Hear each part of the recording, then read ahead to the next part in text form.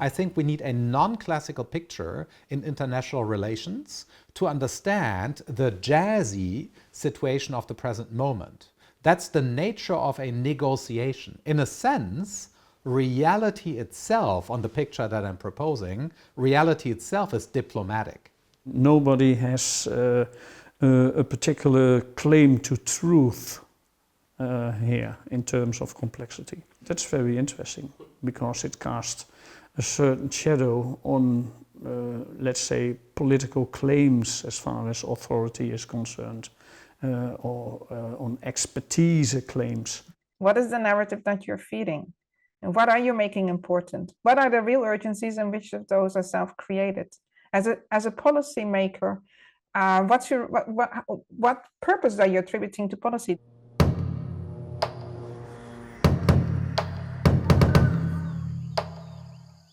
The unipolar world, led by the United States, is fading. A multipolar order emerges. Pessimists see multiple crises, a polycrisis.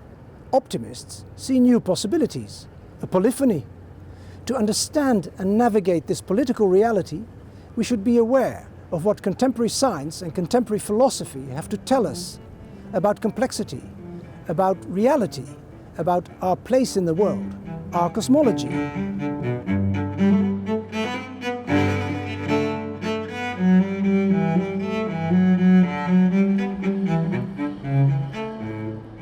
All Dutch government ministries collaborate on policy research in the China Knowledge Network. Cosmolab offers this network a platform to develop knowledge and awareness on what is emerging in international relations, in particular the relations between China and the Netherlands. We got to allow, first of all, that international realist thinking is equally rooted in the self-interest of non-Western countries too. So we need to bring that pluralism in. I think there's a tendency by North Americans and Europeans to imagine that there's one universal set of values and right answers, and if everybody would just get with the program, we could sort this out. And I think that's less and less tenable. That is what all exponential growth is all about. Late 2024, Cosmolab produced its first series of 12 video conversations. All quotes in this video are taken from these conversations. We follow two movements in contemporary science and philosophy. They have far-reaching implications for how we are to understand international relations. The first movement is that of science, moving from a reductionist worldview to a complex worldview. Knowledge, I think, is not outside reality, looking at reality. Is one part of reality, which is us, interacting with the rest. It's precisely the non-equilibrium essence of life that led to all of these different chemicals that at one point were just rocks cooling on a hot planet for life to emerge. So life really is a deeply emergent property of a highly complex, highly nonlinear system. In complexity, no one has the final word. The price that you pay for this is, of course, that there is a sheer unstoppable inundation of misinformation, disinformation, and so on. But the problem here is that nobody can claim to have the right information anymore. One very important boundary is the edge between two ecosystems. And so what you start to see is that one of the things that happens in living systems is the boundary is where something surprising occurs. The boundary is the place where the system's maintenance of itself is not really the issue. What's happening is the system's ability to maintain itself while interacting with something different from itself. That's where the boundary is, and that's where creativity and innovation must occur. The second movement is philosophical. It goes from classical realism that supports a reductionist science to new realism that supports complexity science. Historically speaking, one can argue that New Realism as a philosophical family of movements, or as a philosophical movement, starts in the 21st century precisely in light of various crises that now add up to the system of complexities. We collapse back into mutual incomprehensibility and the hermeneutic of suspicion. So I think the first thing we need to do is to let multiple ways of thinking about the metaphysical orientation of people in what is now insuperably a nation-state world system. These two movements in science and philosophy show us the need to engage with different worldviews. Cosmologies are another word for worldviews. From this meeting between diverse cosmologies, Cosmolab takes its name. I think for the Western mind, for one reason or another, good or bad, we have come to a point where the intellect has become the bouncer of intuition or the bouncer of the heart. In other words, what the intellect doesn't validate doesn't sink in. It doesn't start really modulating the way you live, the way you feel, the way you act in the world. If you look at the yin-yang diagram, you know, within yin there's yang and within yang there's yin. And the curve means that they're constantly changing into each other. And there's no end to this process. So this can give us a lot of inspirations about ontology, epistemology, and even temporality. So I think if we are curious about this this kind of worldview or cosmology, it might have a good relevance for policy making as well.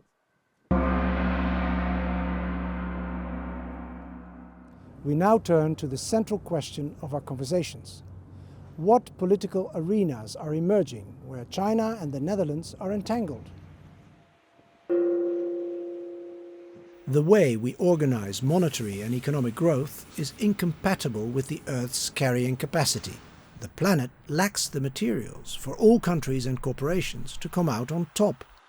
Countries and corporations can and do go to war to secure access. In the last 5 years, we have consumed as much material as we have done since 1900 until 2020. That is what all exponential growth is all about. That's very good to realize. The fact that China operates, with a different kind of a time frame as well than, electoral democracies. They can adopt, for example, the Made in China 2025 strategy in 2016. So that gives them a 10-year frame. And this is also often pinpointed by commentators on China affairs related to energy and critical raw materials as one comparative advantage with democracies. And the Koreans and the Japanese, interestingly, they have a different approach in that respect. They kept the hand of the state, quite visible in this critical sector.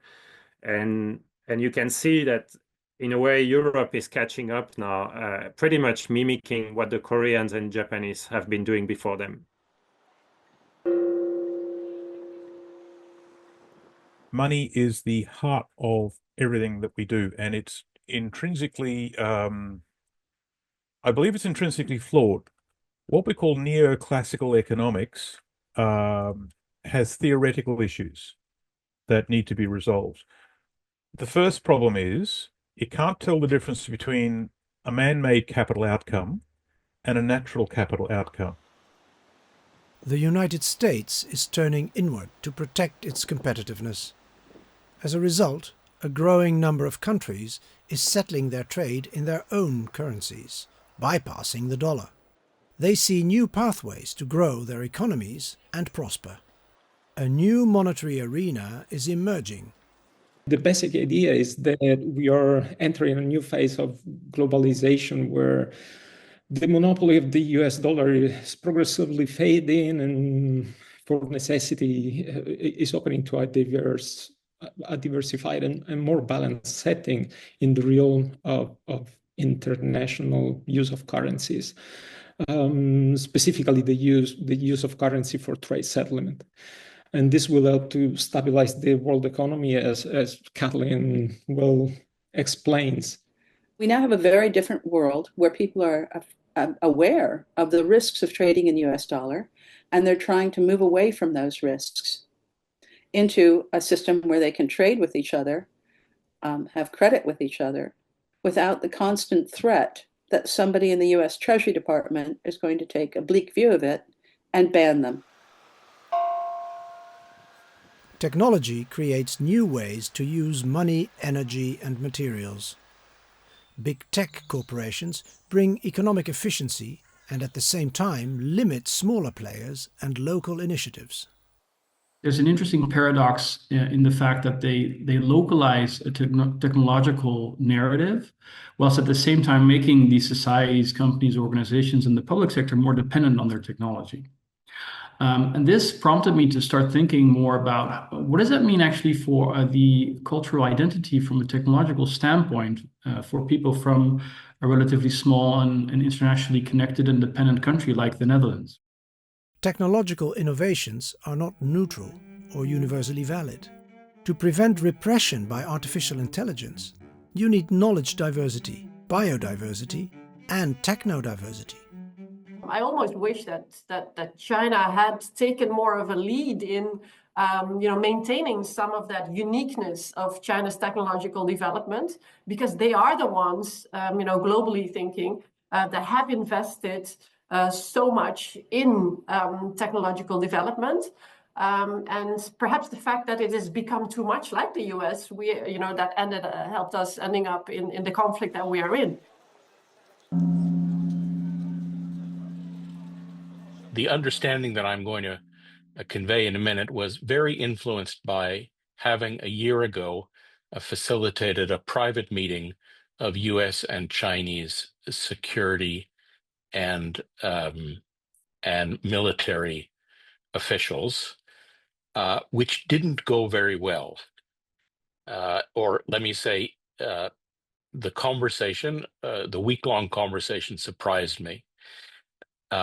On the one hand, everybody understood that the US and China are part of a global system and there's interdependencies, and very familiar with all of the global systemic risks that Indy and Annalise referred to.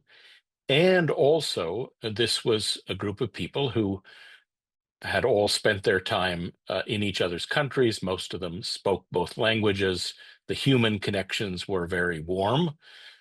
And yet, by the end of the week, they could agree only that collaboration between their two countries was not feasible. When we feel threatened, we shrink our knowledge and awareness. You have always this so-called SWOT analysis: strengths, weaknesses, and opportunities and threats. But these are precisely the dichotomies that we should contest in times of complexities. There's not, let's say, a hard line that distinguishes opportunities from threats or strengths from weaknesses, and so on. I see the existential risks. I'm as concerned as anybody about what's going on around me and for my children and grandchildren.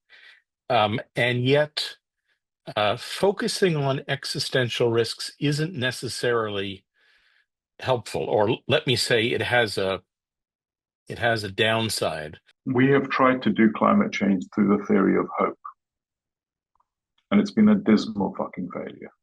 I'm kind of done with the conversation rooting in, we've got to not scare people, we've got to embrace an asset-based worldview.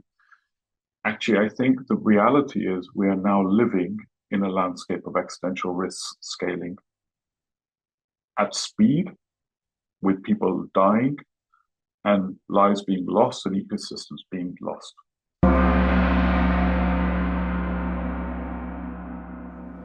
In Cosmolab, we focus on what is emerging.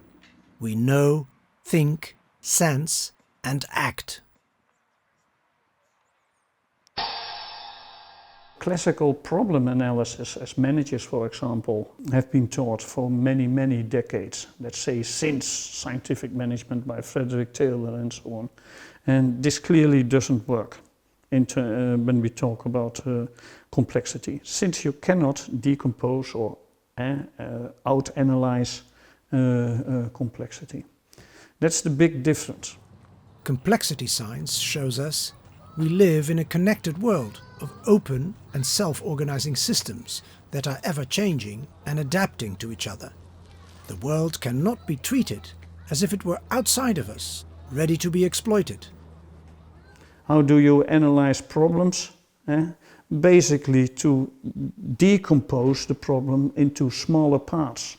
And then you reconstruct it or recompose it when you get the whole again. Now, this is a way of thinking that is clearly impossible when it comes to complexity. China and Europe approach complexity in different ways. This is not just a matter of ideology. Their politics are tightly coupled with their cosmologies.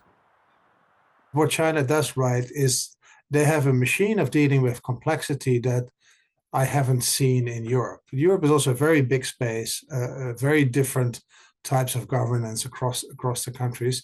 China, if they don't know, they leave it to the provinces or they leave it to the cities and say, you go and find a solution for this. The P&G senior managers from America walked away thinking, what on earth is happening in China? These are competing companies, but they are collaborating with each other.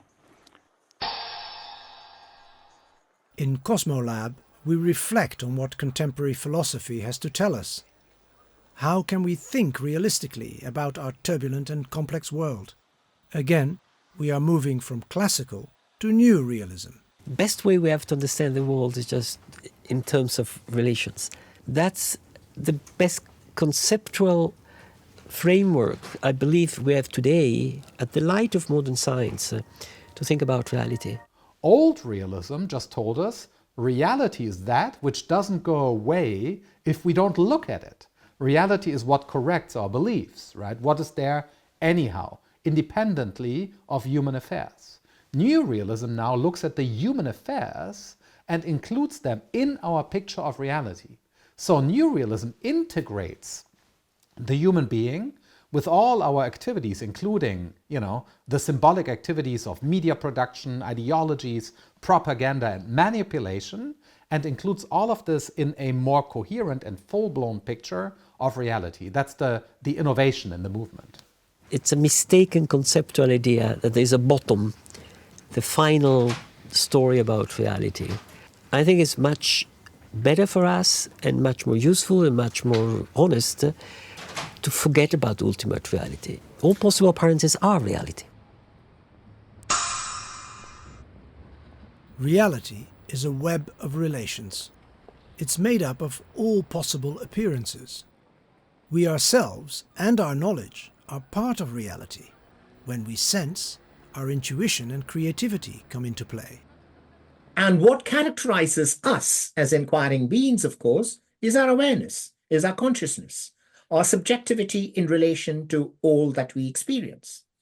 Therefore, if there is some fundamental mapping between us and that reality, and what makes us us is our consciousness, then reality is also consciousness.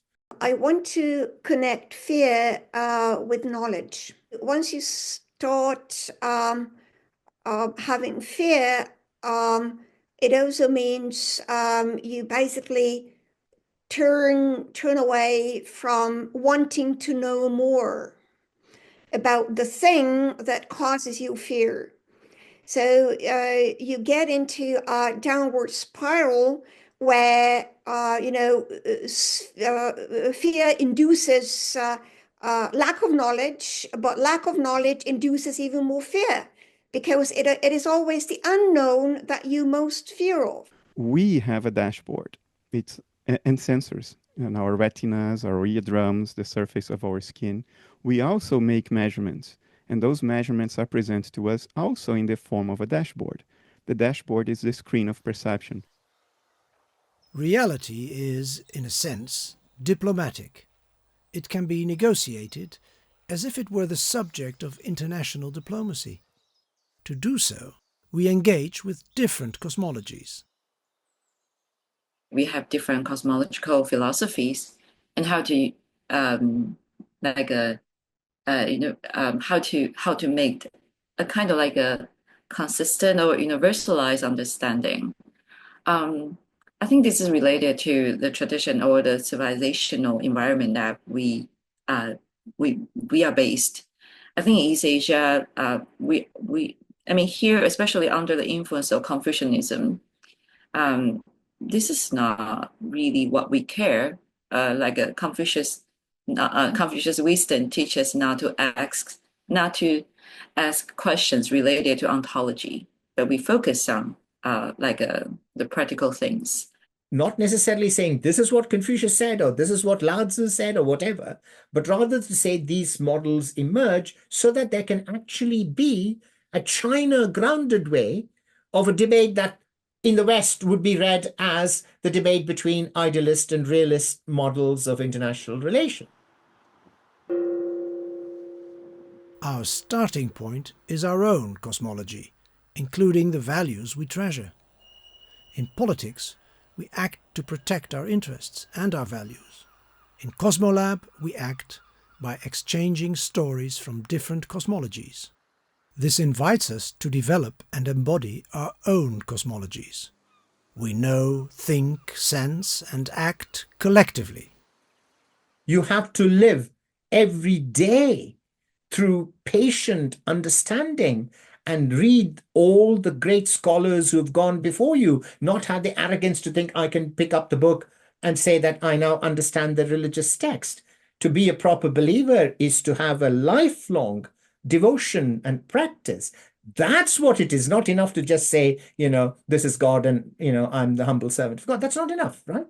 I'm engaged politically not because I'm in a party or running for an election, but because I try to write, I try to talk, I try to express ideas, which in my little... I'm not changing the world, of course, but I think everybody should try to push in the right direction. And for me, the right direction today is to tell the politician, cool it down. Thank you for coming. Taiwan, and they're going to build one of the biggest...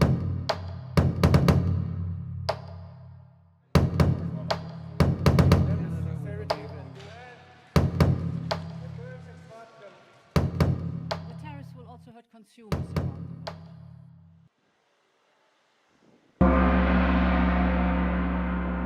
Unless we have a real mapping of what you're calling epistemological diplomacy, we cannot be able start thinking through what the other person means. We are epistemic diplomats. Epistemology is the theory of how to obtain valid knowledge and what methods we can use for that. Epistemic diplomats negotiate the validity of our knowledge of the world. In Cosmolab, they go beyond fragmented reductionist approaches in science. They go beyond the naive realism of modern and postmodern thinking. They actively engage with worldviews not their own. Your bureaucratic logic of representing a state's interests presumes that the form of the nation state is somehow a legitimate one in the context of relational accountability. It assumes that somehow that filter and that touchstone is a legitimate way to make sense of what should happen next. Now, if you're a diplomat, you're like, okay, well, that's interesting philosophically, but what do I do on Monday morning, right? Yes. What do our epistemic diplomats do on Monday morning? Here is a shortlist to work on your fitness as epistemic diplomat. We need to develop skills of skepticism because nobody has, let's say, a privileged access to truth.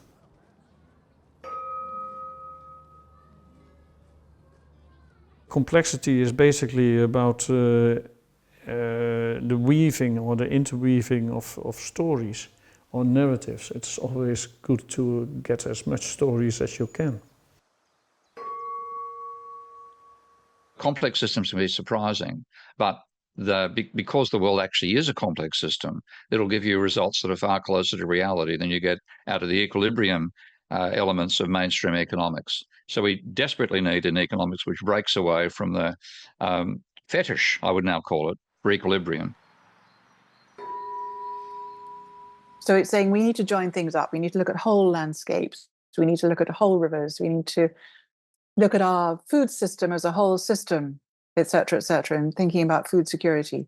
So thinking bi-regionally gives you the capacity to do that. Maybe you should also try to change the mindset, not to ask what China wants or not to ask what would be the final solution, but just to ask what would be feasible for you and for China, and also for you and also for other East Asian nations. What will work for now? I think the future is not the nation state. I think it's something more like the bioregion. And I think we need to find ways of moving towards bioregional governance.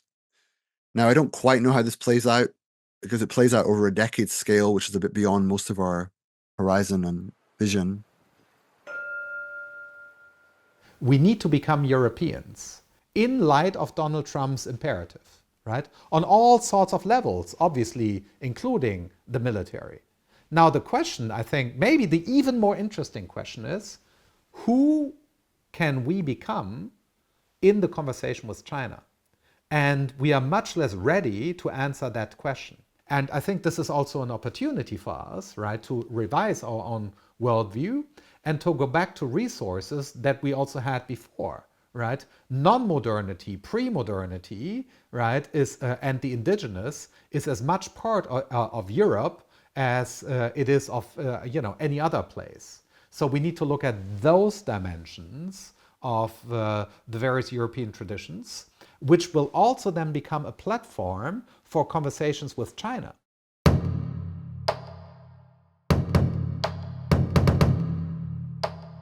I hope this video inspires you to follow us, to combine different modes of attention, like we do, and to disentangle our conflicting futures. You can find our reports, videos and podcasts on our website. Join Cosmolab. Let's connect and expand our knowledge and awareness.